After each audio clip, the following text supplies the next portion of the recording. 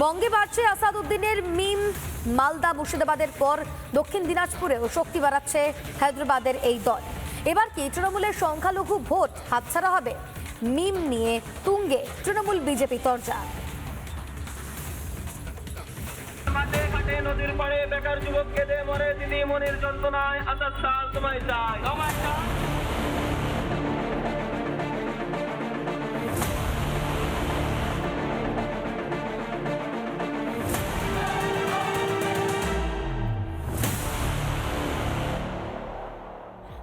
AIMIM বা মিম হায়দ্রাবাদের সাংসদ আসাদউদ্দিন ওয়েসির দল। গত কয়েক মাসে বাংলার মাটিতে তাঁদের শক্তি বেড়েছে। বৃহস্পতিবার মুর্শিদাবাদের রঘুনাথগঞ্জে ৩০০ জন তৃণমূল ছেড়ে মিমে যোগ দেন বলেই দাবি। ৩০০ জন তৃণমূলের কর্মী তারা টিএমসি ছেড়ে এমআইএম জয়েনিং করলো। আজ মুর্শিদাবাদের মানুষ, খাস করে সংখ্যালঘু মানুষ, তারা জেনে গেছে রাজ্যের মুখ্যমন্ত্রী মমতা ব্যানার্জি সংখ্যালঘু ভোট নিয়ে সংখ্যালঘু মানুষকে ঠগিয়েছে। মিমের নজরেই মূলত বাংলার সংখ্যালঘু প্রধান এলাকা। এর বাইরেও তারা সংগঠন বাড়াচ্ছে।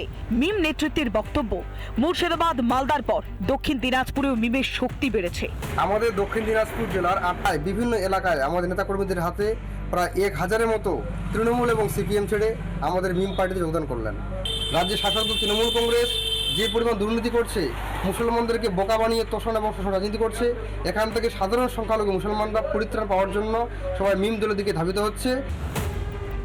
রাজ্যের সংখ্যালঘু ভোটের বড় অংশ পায় তৃণমূল। এবার কি সেই ভোট ব্যাংক ঘাস ফুলের হাতছাড়া হচ্ছে? মিমের বারবারন্তে তৃণমূল বিজেপির তরজা তুঙ্গে।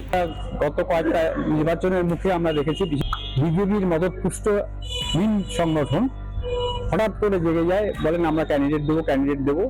তো আমরা বিগত নির্বাচনের ফলাফল থেকে দেখেছি যে মিম পশ্চিমবাংলায় সেভাবে কিছু করতে পারেনি।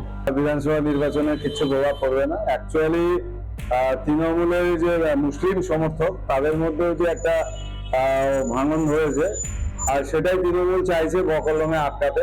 তৃণমূল মুসলিমদের জন্য কাজ করেন, হিন্দুদের জন্য তো কাজই করে না, মুসলিমদের জন্য কাজ করে। আর বিজেপি দমেই লড়বে। বছর ঘুরলেই বিধানসভা নির্বাচন, তার আগে তৃণমূলের চাপ বাড়ি বাংলায় মিম বাড়ছে, রাজনীতির পারদ চড়ছে। রিপাবলিক বাংলা। নানা ধরনের কন্টেন্ট দেখার জন্য লাইক করুন, শেয়ার করুন আমাদের ফেসবুক পেজ, সাবস্ক্রাইব করুন আমাদের ইউটিউব চ্যানেল। পাশাপাশি অন্যান্য ব্রেকিং নিউজের জন্য অবশ্যই চোখ রাখুন রিপাবলিক বাংলায়।